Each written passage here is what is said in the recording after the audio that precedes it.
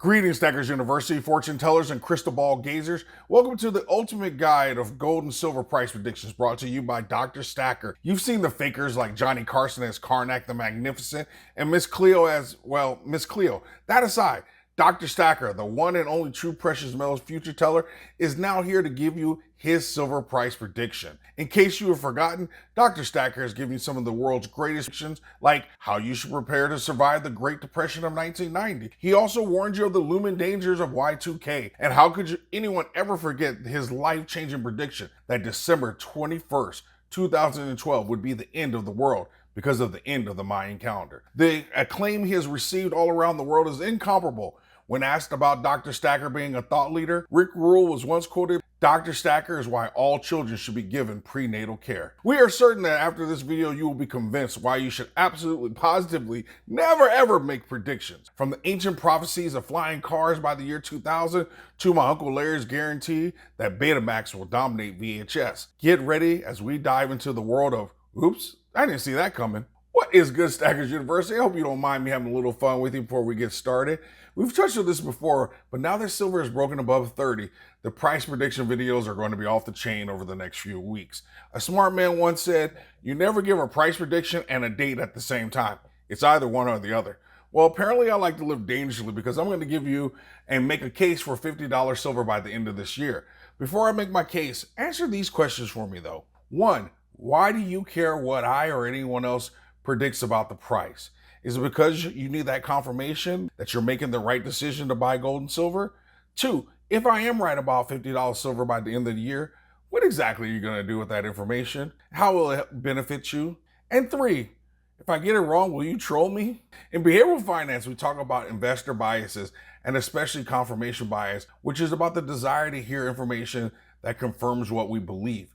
My goal is for you to be a better investor, so I want you to train yourself, even force yourself, to listen to people and information that contradicts what you believe may happen. Learn to ask yourself, what if I am wrong?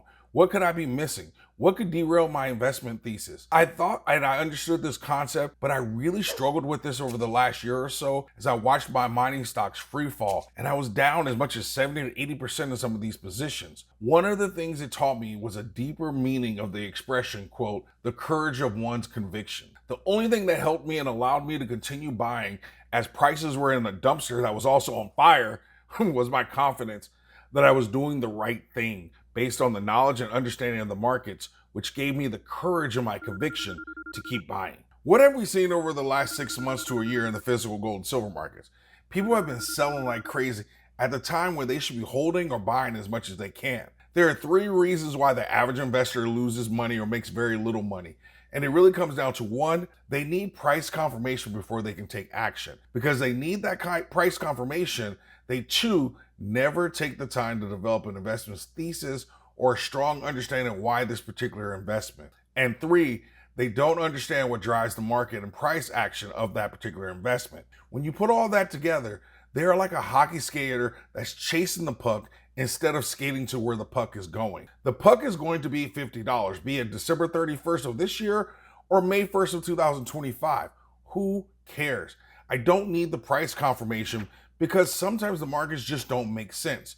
What I and you need to understand are what are the potential catalysts that can make $50 silver happen sooner or later, especially since things have really taken off over this last week and silver being up almost 10% and moving up 6% on Friday. The moves we are seeing now represents what looks like an end of an economic cycle. The people over on the NASDAQ and S&P 500, they don't want the party to end. The DJ has turned on the lights, but they keep dancing. So that we're seeing days where almost all the major asset classes are going up at the same time. Stocks, gold, silver, platinum, copper, and other natural resources. The retail investors can't resist a FOMO and want to believe that Nvidia can keep going up. Meanwhile, the smart money has left the party and they're moving over to commodities very quietly. They see where the puck is going, while Basic Billy is over there chasing GameStop and other meme stocks. While inflation is slightly declining, silver is starting to do its thing for reasons I don't think people really understand. Even though silver is more of an industrial metal, its price appreciation is telling us in times of uncertainty,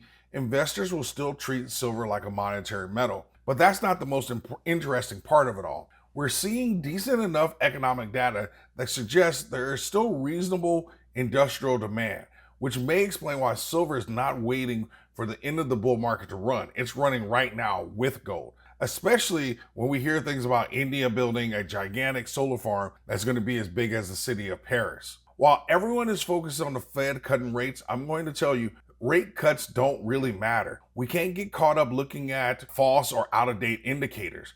This is really important now, as there's a lot of mixed or conflicting economic data out there. I've shown you the research in the past, but there is not a strong correlation between gold and silver with interest rates. They have a negative 0.2 to a negative 0.6 correlation coefficient.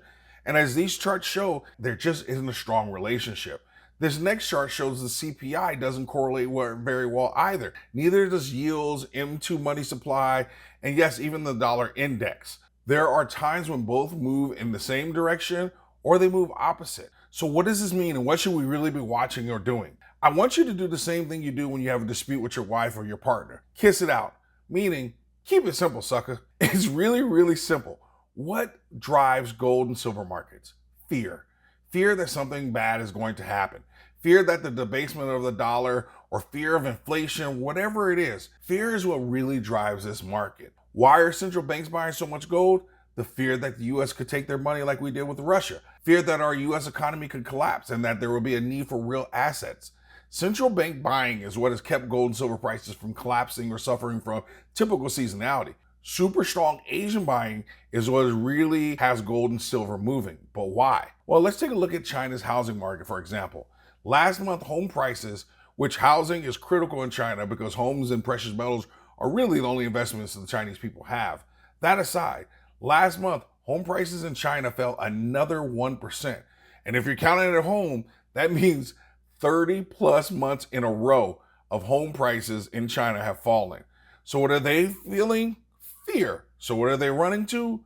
Gold and silver. Meanwhile, in the US and Europe, we continue to see negative outflows from ETFs. The lack of retail and large institutional investors in the metals market should make you feel like you're 10 years old again and it's the night before Christmas. Just a little more patient and it's going to be on like Donkey Kong. How can I be sure? Well, our economic reality and fiscal policy are extremely problematic and they're only going to get worse over time. Powell can't cut rates because it's going to reignite the housing market and inflation as a result of that. And the stock market tends to fall after rate cuts happen. He can't leave rates elevated because of the national debt. And if that wasn't enough, we're about to go into the fall where we have an election that is 100% going to be an S show, regardless of who wins. Where's Joe Rogan? Because this is starting to feel like an episode of Fear Factor. Do I really think silver can make an additional 56% increase by the end of the year? I don't know. I think $45 is more realistic, but it doesn't make for as good of a thumbnail. Regardless, learn to ignore the price and learn to examine the drivers of the market and what those drivers are telling you. When those drivers change, that's when you get out. And that's why price doesn't matter. Waiting for price confirmation is way too late, regardless if you're looking or talking about prices going up or prices going down. In the comment section, do you think $50 silver is possible by the end of the year? How high do you think it will go? Or simply put an A+ in the comments so that everyone knows that you always stack smarter and never stop learning.